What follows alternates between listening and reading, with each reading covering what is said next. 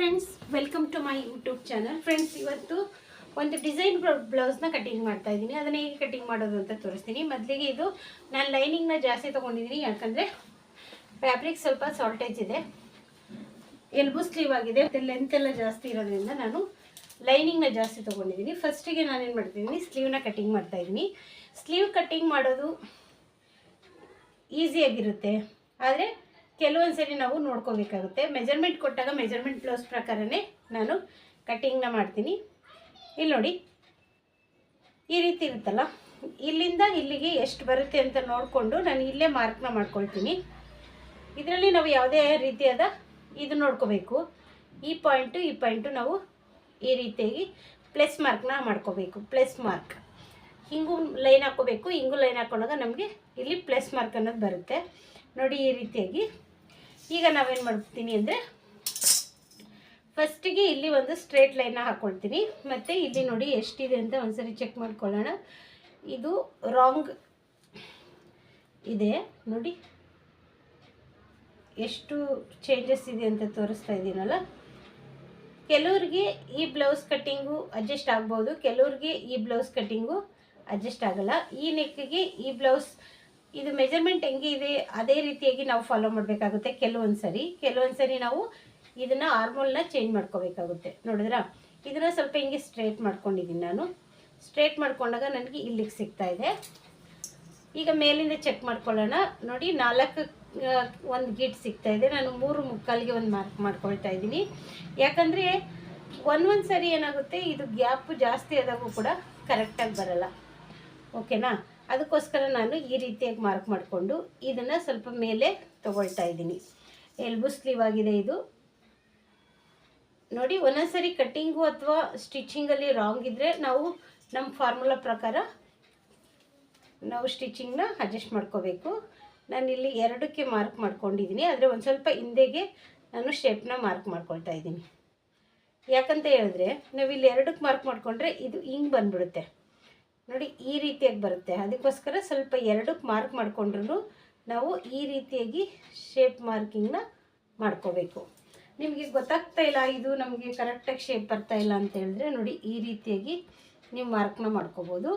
ಇಲ್ಲಿಂದ ಕೂಡ ನೀವು ಸ್ವಲ್ಪ ಶೇಪ್ನ ಈ ರೀತಿಯಾಗಿ ಕರುಸ್ಕೆ ಎಲ್ಲ ಬಳಸಿ ಶೇಪ್ನ ಮಾಡ್ಕೋಬೋದು. ಈಗ ನಾನು ಇದನ್ನು ಸ್ಲೀವ್ನ ಕಟ್ಟಿಂಗ್ ಮಾಡ್ಕೊಳ್ತಾ ಇದ್ದೀನಿ. ಇದು ಎಲ್ಬೋ ಸ್ಲೀವು. ಇಲ್ಲಿ ಸ್ವಲ್ಪ ಒಳಗಡೆ ಆದಂಗೆ ಡೌನಾಗೆ ತೊಗೊಳ್ಳಿ, ಯಾಕಂದರೆ ಏನಾಗುತ್ತೆ ಅಂದರೆ ಇಲ್ಲಿ ರಿಂಕಲ್ ಬರೋ ಚಾನ್ಸಸ್ಸು ಜಾಸ್ತಿ ಇರುತ್ತೆ. ನಾನು ಸ್ವಲ್ಪ ಲೈನಿಂಗ್ನ ಜಾಸ್ತಿ ತೊಗೊಂಡಿದ್ದೀನಿ, ಯಾಕಂದರೆ ಆಲ್ರೆಡಿ ಫ್ಯಾಬ್ರಿಕ್ಕೆ ಕಡಿಮೆ ಇರೋದ್ರಿಂದ ನಾನು 2ಕ್ಕೂ ಪ್ಯಾಚ್ ಹಾಕುವಷ್ಟು ಟೈಮ್ ತೊಗೊಳ್ಳಲ್ಲ, ಲೈನಿಂಗ್ನ ತೊಗೊಂಡಿದ್ದೀನಿ. ಇವಾಗ ನೋಡಿ, ಈ ರೀತಿಯಾಗಿ ಆಯ್ತಲ್ಲ. ಇವಾಗ ಸ್ಲೀವ್ ಕಟ್ಟಿಂಗ್ ಆಗಿದೆ. ಈಗ ಬ್ಯಾಕ್ ಕಟ್ಟಿಂಗ್ ಮಾಡೋಣ. ಫಸ್ಟಿಗೆ ಒಂದು ಲೈನ್ ಹಾಕ್ಕೊಳ್ಳೋಣ, ಈ ರೀತಿಯಾಗಿ ಒಂದು ಲೈನ್ ಹಾಕ್ಕೊಳ್ಳೋಣ. ನೆಕ್ಸ್ಟು ಇಲ್ಲಿ ಬಾಟಮ್ ಸ್ಟೆಪ್ ಬೈ ಸ್ಟೆಪ್ ಹೋಗ್ತಾ ಹೋಗಬೇಕು. ನಾವು ಈ ರೀತಿ ತಗೊಳ್ಳಿ. ಈ ನೀವು ಉಕ್ಸ್ ಪಟ್ಟಿ ಬಿಟ್ಟಾದರೂ ತೊಗೊಳ್ಳಿ, ಇಲ್ಲ ಉಕ್ಸ್ ಪಟ್ಟಿ ಸೇರಿಸಾದರೂ ತೊಗೊಳ್ಳಿ, ತೊಂದರೆ ಇಲ್ಲ. ಯಾಕಂದರೆ 1 ಇಂಚು ನಮಗೆ ಹೆಚ್ಚು ಕಮ್ಮಿ ಬಂದ್ರೂ ನಾವು ಡಾಟ್ನಲ್ಲಿ ಅಡ್ಜಸ್ಟ್ ಮಾಡ್ಕೋಬೋದು. ಓಕೆನಾ? ನೀವು ಕಾಜಾಪಟ್ಟಿ ಬಿಡಬೇಕು ಅಂತ ಏನಿಲ್ಲ. 34 ಇದೆ. 34 ಅಂದರೆ 17, 17 ಅಂದರೆ 8.5, 4 ಭಾಗ ಮಾಡ್ಕೊಂಡಿದ್ದೀನಿ. ಇಲ್ಲಿ 8.5ಗೆ ಮಾರ್ಕ್ ಮಾಡ್ಕೊಳ್ತಾ ಇದ್ದೀನಿ. ಇಲ್ಲಿ 2 ಇಂಚಿಗೆ ಮಾರ್ಕ್ ಮಾಡ್ಕೊಳ್ತಾ ಇದ್ದೀನಿ. ಮತ್ತು ಇವರು ಕೊಟ್ಟಿರೋ ಮೆಜರ್ಮೆಂಟ್ ಕೂಡ ಸೇಮ್ ನನಗೆ ಬ್ಯಾಕು ಬೋಟ್ ನೆಕ್ ಅಂದರೆ ಪಾಟ್ ನೆಕ್ ಸ್ಟೈಲಲ್ಲೇ ಕೊಟ್ಟಿರೋದ್ರಿಂದ ನಾನು ಈ ಡೀಪ್ ಅನ್ನೋದನ್ನ ಈ ರೀತಿಯಾಗಿ ಮಾರ್ಕ್ ಮಾಡ್ಕೊಳ್ತಾ ಇದ್ದೀನಿ ನೋಡಿ. ಈ ರೀತಿಯಾಗಿ ಮಾರ್ಕ್ ಮಾಡ್ಕೊಳ್ತಾ ಇದ್ದೀನಿ. ನೆಕ್ಸ್ಟ್ ಬಂದು ಈ ಸೈಡ್ ಏನಿದೆ, ಈ ಸೈಡ್ ಕೂಡ ಒಂದ್ಸರಿ ಇಲ್ಲಿ ಮಾರ್ಕ್ನ ಮಾಡ್ಕೊಳ್ತಾ ಇದ್ದೀನಿ. ನೆಕ್ಸ್ಟ್ ಬಂದು ಈ ಡಾಟ್ ಮಾರ್ಕ್ನ ನಾವು ಇದರಲ್ಲಿ ಏನಿರುತ್ತಲ್ಲ ಸ್ವಲ್ಪ ಒಂದು ಅರ್ಧ ಇಂಚ್ ಮುಂಚೆ ಹೋಗಿ, ಯಾಕಂದರೆ ಅಲ್ಲಿ 2 ಇಂಚ್ ತೊಗೊಂಡಿದ್ದೀನಲ್ಲ, ಅಲ್ಲಿ 1.5 ಇಂಚಿಗೆ ಈ ರೀತಿಯಾಗಿ ಮಾರ್ಕ್ ಮಾಡಿಕೊಂಡು ಇಲ್ಲಿಂದ ನಾನು 4 ಇಂಚಿಗೆ ಮಾರ್ಕ್ ಮಾಡ್ಕೊಳ್ತೀನಿ. ಇದು ಈಸಿಯಾಗಿ ನಾನು ಒಂದೊಂದು ವಿಡಿಯೋದಲ್ಲಿ ತೋರಿಸಲೇ ಇಲ್ಲ, ಯಾಕಂದರೆ ಅದನ್ನು ನಾರ್ಮಲಾಗಿ ಸ್ಟಿಚಿಂಗ್ ಮಾಡಬೇಕಾದ್ರೆ ನಾನು ಮಾರ್ಕ್ ಮಾಡ್ಕೊಂಬಿಡ್ತೀನಿ. ಅದಕ್ಕೋಸ್ಕರ ಅದನ್ನು ಮಾರ್ಕ್ ಮಾಡೋದೇ ಇಲ್ಲ. ಇವಾಗ ಈ ಮಾರ್ಕು ಕೂಡ ನಂದು ರೆಡಿಯಾಗಿದೆ. ನೆಕ್ಸ್ಟ್ ಬಂದು ಲೆಂತ್ನ ಮೇಯ್ನ್ ನಮಗೆ ಬೇಕಾಗಿರೋದು ಲೆಂತ್ನ ನೋಡ್ಕೋಬೇಕು. ಲೆಂತ್ ಬಂದು 13.5 ಇದೆ, ಪ್ಲಸ್ ಅರ್ಧ ಇಂಚು ಸೇರಿ ನಾನು 14 ಇಂಚಿಗೆ ಮಾರ್ಕ್ನ ಮಾಡ್ಕೊಳ್ತಾ ಇದ್ದೀನಿ. 14 ಇಂಚಿಗೆ 2 ಕಡೆ ಮಾಡ್ಕೋಬೇಕು, ಯಾಕಂದರೆ ಇಲ್ಲಿ ಅಪ್ ಆ್ಯಂಡ್ ಡೌನ್ ಬರೋ ಚಾನ್ಸಸ್ ಇರುತ್ತೆ. ಅದಕ್ಕೋಸ್ಕರ ನೋಡಿ ಈ ರೀತಿಯಾಗಿ ಒಂದು ಲೈನ್ನ ಹಾಕ್ಕೊಳ್ತಾ ಇದ್ದೀನಿ. ಇಲ್ಲಿಂದ ನಾನು ಚೆಕ್ ಮಾಡ್ಕೊಳ್ತೀನಿ. 7 ಇಂಚಿದೆ, ಇವ್ರದ್ದು ಬಂದು 7 ಇಂಚು ಇದಿದೆ.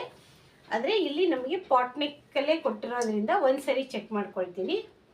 ಶೋಲ್ಡ್ರ್ ಎಷ್ಟಿದೆ ಅಂತ ಒಂದು ಸರಿ ಚೆಕ್ ಮಾಡ್ಕೊಳ್ಳೋಣ. ನೋಡಿ ಈ ರೀತಿಯಾಗಿ ಇಟ್ಕೊಳ್ಳಿ.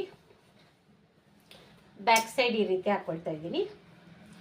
ಇದನ್ನು ನೀಟಾಗಿ ಈ ರೀತಿ ಇಟ್ಕೊಂಡಿದ್ದೀನಿ.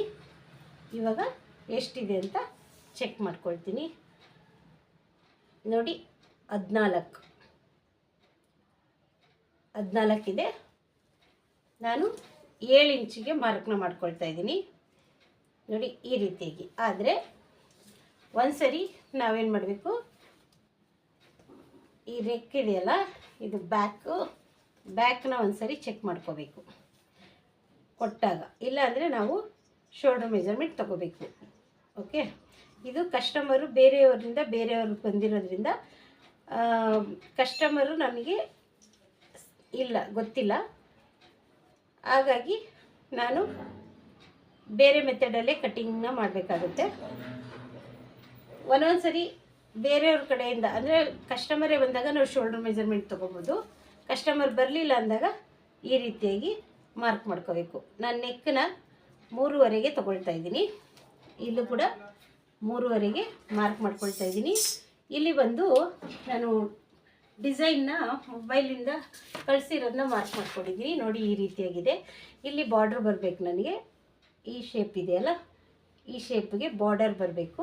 ಮತ್ತು ತೋರಿಸ್ತೀನಿ ಅದನ್ನು ಯಾವ ಶೇಪಲ್ಲಿ ಬರುತ್ತೆ ಅಂತ.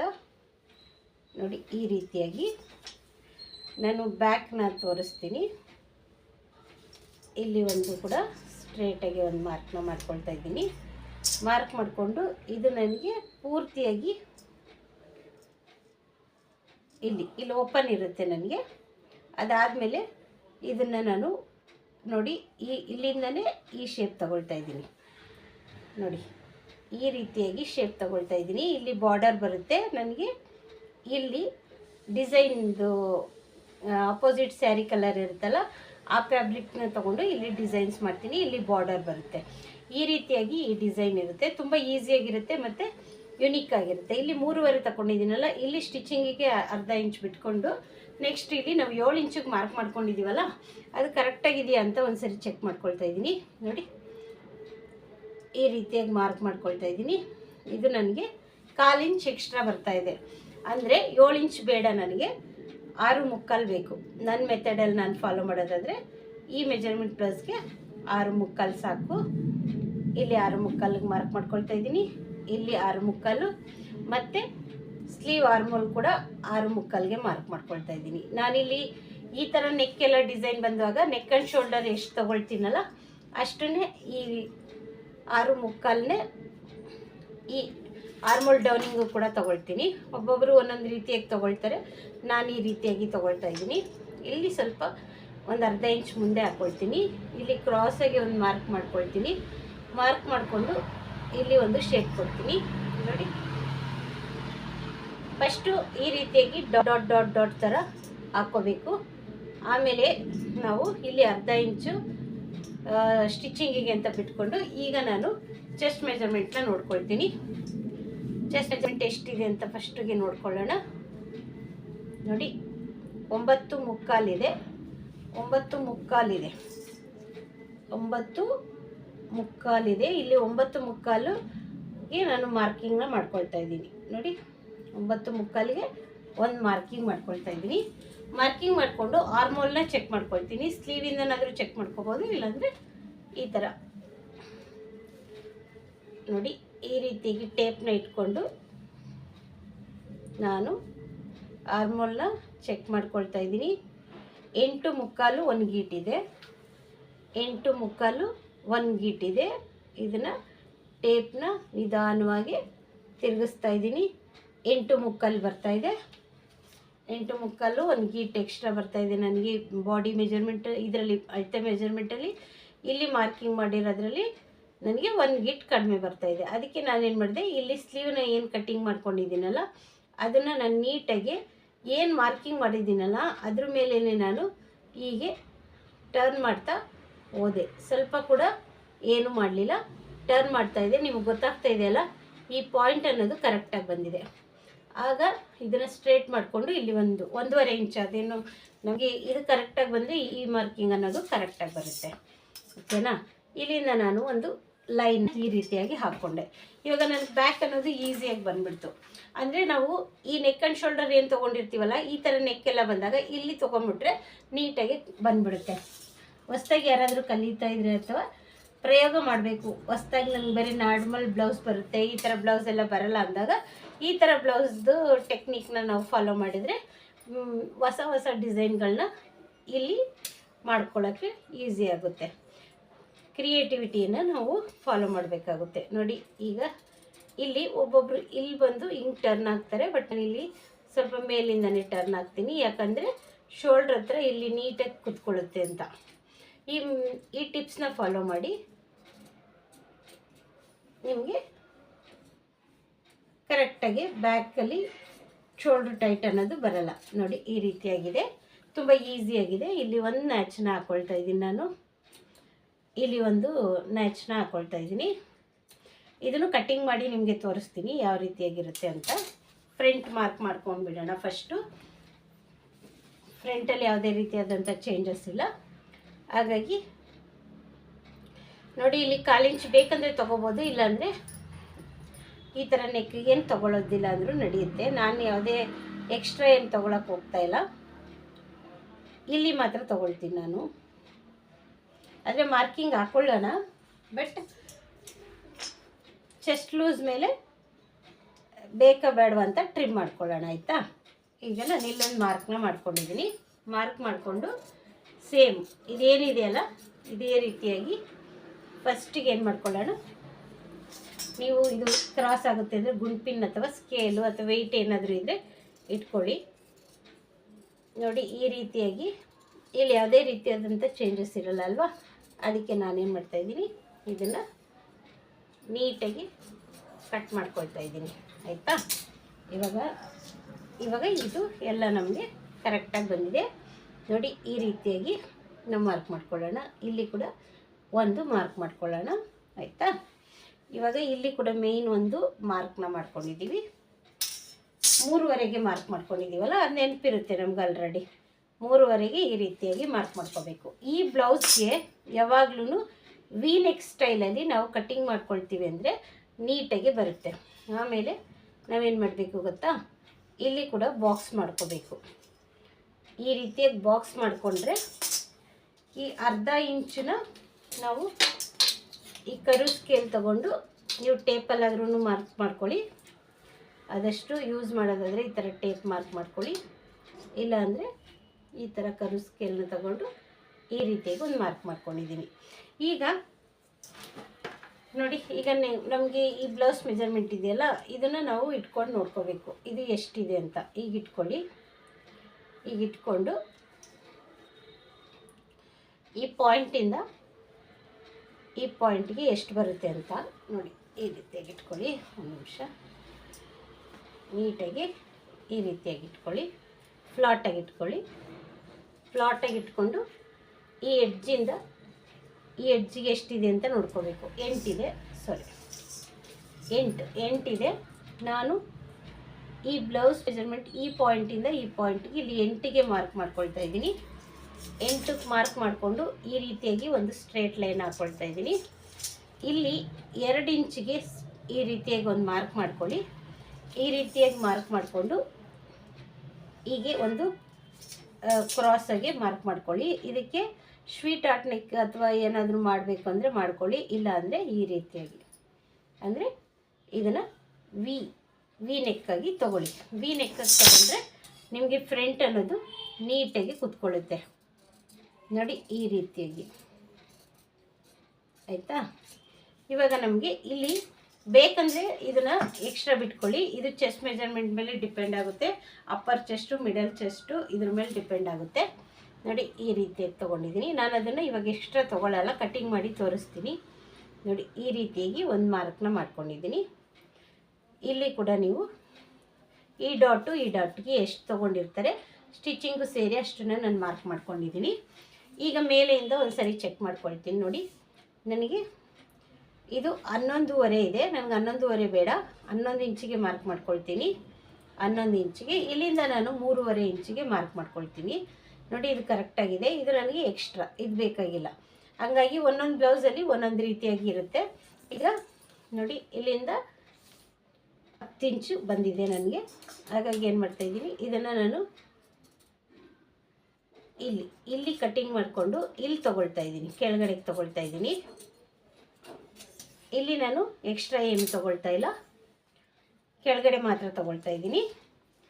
ಇಲ್ಲಿಂದ ನಾನು 4 ಇಂಚಿಗೆ ಮಾರ್ಕ್ ಮಾಡಿಕೊಂಡು ಈ ಡಾಟ್ ಮಾರ್ಕ್ ಅನ್ನೋದು ಮಾಡ್ಕೊಳ್ತಾ ಇದ್ದೀನಿ.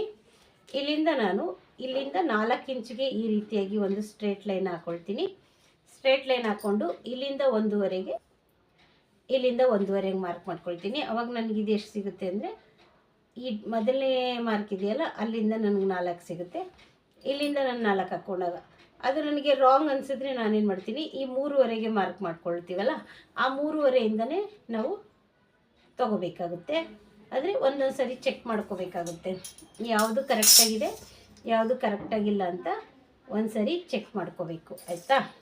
ಇವಾಗ ಇಲ್ಲಿಂದ ಒಂದು ಶೇಪ್ನ ಈ ರೀತಿಯಾಗಿ ರೌಂಡ್ ಶೇಪಲ್ಲಿ ಕೊಟ್ಕೊಳ್ತಾ ಇದ್ದೀನಿ. ಅದಾದಮೇಲೆ ಇಲ್ಲಿ ನಾವು ಮಾರ್ಕ್ ಮಾಡ್ಕೊಂಡಿದ್ದೀವಲ್ಲ ಬೆಲ್ಟನ್ನ, ಈ ಬೆಲ್ಟನ್ನ ನಾನು ಇಲ್ಲಿಂದ 2.5ಗೆ ಮಾರ್ಕ್ ಮಾಡ್ಕೊಳ್ತಾ ಇದ್ದೀನಿ. ಈ ರೀತಿಯಾಗಿ ನನಗಿದು 2.5 ಬೇಕಾಗುತ್ತೆ, ನೆನಪಲ್ಲಿ ಇಟ್ಕೊಳ್ತೀನಿ. ಬೆಲ್ಟ್ ಕಟ್ಟಿಂಗ್ ಮಾಡ್ಕೊಳ್ಳುವಾಗ ಈ ಕೆಲವು ಸರಿ ಮೆಜರ್ಮೆಂಟ್ ಬ್ಲೌಸಲ್ಲಿ ರಾಂಗ್ ಇರುತ್ತೆ, ಹಂಗಾಗಿ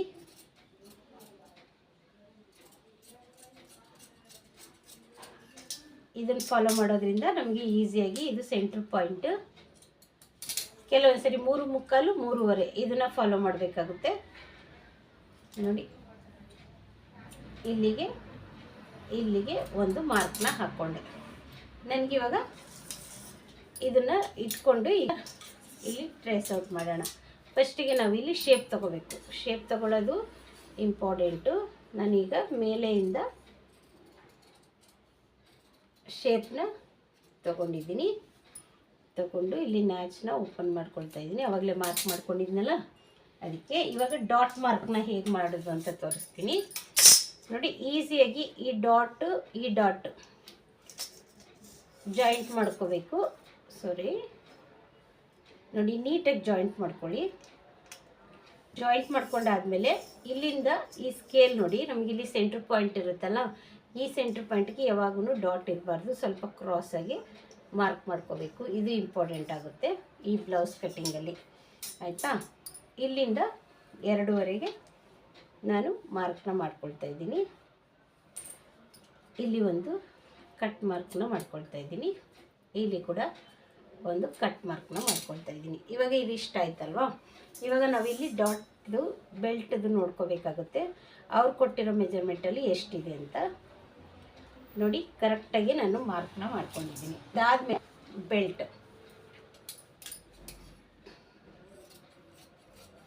ಈ ಕರ ಪೀಸ್ನ ನಾನು ಕಟ್ಟಿಂಗ್ ಮಾಡ್ಕೊಳ್ತಾ ಇದ್ದೀನಿ. ಇಲ್ಲಿ ಒಂದು ಮಾರ್ಕು, ಇಲ್ಲಿ ಸ್ಟಿಚಿಂಗಿಗೆ ಮಾರ್ಕು, ಓಕೆನಾ. ಈಗ ನಾನು ಇಲ್ಲಿ ಈ ಸೈಡಲ್ಲಿ 2.5 ಕಟ್ ಮಾಡ್ಕೊಂಡಿದ್ನಲ್ಲ, ಈ 2.5ನ ಇಲ್ಲಿ ಮಾರ್ಕ್ ಮಾಡಿಕೊಂಡು ಸ್ಟಿಚಿಂಗಿಗೆ ಅಂತ ಮಾರ್ಕ್ ಮಾಡ್ಕೊಳ್ತಾ ಇದ್ದೀನಿ. ಇಲ್ಲಿ 2.5 ಇದ್ದಾಗ ನಾನಿಲ್ಲಿ 3 ಇಂಚನ್ನ ತೊಗೊಳ್ತೀನಿ. ಆವಾಗ ನನಗೆ ಬೆಲ್ಟ್ ಅನ್ನೋದು ನೀಟಾಗಿ ಬರುತ್ತೆ. ಅದನ್ನು ಈ ರೀತಿಯಾಗಿ ಸ್ವಲ್ಪ ಶೇಪ್ನ ಮಾರ್ಕ್ ಮಾಡ್ಕೊಳ್ತೀನಿ. ನೋಡಿ ಈ ರೀತಿಯಾಗಿ ಶೇಪ್ ಮಾರ್ಕ್ ಮಾಡೋದ್ರಿಂದ ಈಸಿಯಾಗಿ ನಮಗೆ ಕ್ರಾಸ್ ಬೆಲ್ಟ್ ಅನ್ನೋದು ಪರ್ಫೆಕ್ಟಾಗಿ ಬರುತ್ತೆ. ಇಲ್ಲಿ ಈ ರೀತಿಯಾಗಿ ಮಾರ್ಕ್ ಮಾಡ್ಕೊಂಡಿದ್ದೀನಿ. ಇವಾಗ ನೋಡಿ ಇಲ್ಲಿ ಸ್ವಲ್ಪ ನಮಗೆ ನಾವು ಈ ಫ್ರಂಟ್ ಡಾಟನ್ನು ಜಾಸ್ತಿ ತೊಗೊಂಡಿದ್ದೀವಿ ಅಂತ ಹೇಳಿದ್ರೆ, 10.5 ತೊಗೊಂಡಿದ್ದೀವಿ ಅಂತ ಹೇಳಿದ್ರೆ, ನಾವಿಲ್ಲಿ ಬೆಲ್ಟ್ ಅನ್ನೋದನ್ನ ಚಿಕ್ಕದಾಗಿ ತೊಗೋಬೇಕು. ಆವಾಗ ನೀಟಾಗಿ ಪರ್ಫೆಕ್ಟಾಗಿ ಡಾಟ್ ಅನ್ನೋದು ಕುತ್ಕೊಳ್ಳುತ್ತೆ. ಇದನ್ನು ಬೇಕಾದರೆ ನೀವು 2.75 ಕೂಡ ತೊಗೋಬೋದು. ಇಲ್ಲಿ ಜಾಸ್ತಿ ಬರುತ್ತೆ ಅಂತ ಹೇಳಿದ್ರೆ ನಾನು ಇದನ್ನು ಸ್ವಲ್ಪ ಟ್ರಿಮ್ ಮಾಡ್ಕೊಳ್ತೀನಿ. ಯಾಕಂದರೆ ಇಲ್ಲಿ ಪಟ್ಟಿ ಕೂಡ ದೊಡ್ಡದಾಗಿದೆ, ಅದಕ್ಕೆ ಸ್ವಲ್ಪ ಕಮ್ಮಿ ಮಾಡ್ಕೊಳ್ತಾ ಇದ್ದೀನಿ. ನೋಡಿ ಈ ರೀತಿಯಾಗಿ ಸ್ವಲ್ಪ 1/4 ಇಂಚ್ ಮಾತ್ರ ಎಗರಿಸಿದ್ದೀನಿ, ಅಂದರೆ ಕಟ್ ಮಾಡಿದ್ದೀನಿ. ನೀವು ಕೂಡ ಈ ರೀತಿಯಾಗಿ ಸ್ಟಿಚಿಂಗ್ನ ಮಾಡ್ಕೊಳ್ಳಿ ಈಸಿಯಾಗಿ. ಇವಾಗ ನಾನು ಇದು ಮೇಯ್ನ್ ಇದೆಯಲ್ಲ, ಈಗ ಕಟ್ಟಿಂಗ್ ಮಾಡೋಣ. ಇದನ್ನು ಈ ರೀತಿಯಾಗಿ ಇಟ್ಕೊಂಡಿದ್ದೀನಿ ನೋಡಿ. ಇಲ್ಲಿ ಓಪನ್ ಅವ್ರಿಗೆ ಬೇಕಾಗಿದೆ ಡಾಟ್, ಹಾಗಾಗಿ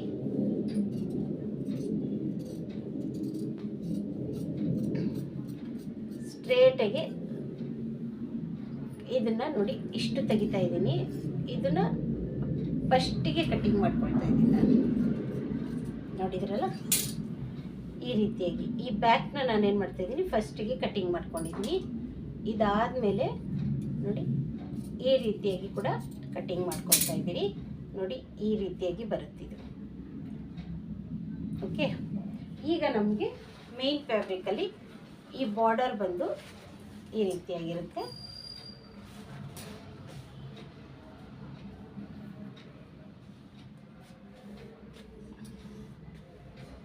ನೋಡಿ ಈ ರೀತಿಯಾಗಿ, ಅಂದರೆ ಇದು ವಿಡ್ತನ್ನ ನಾವು ಕಮ್ಮಿ ಮಾಡ್ಕೋಬೇಕಾಗುತ್ತೆ.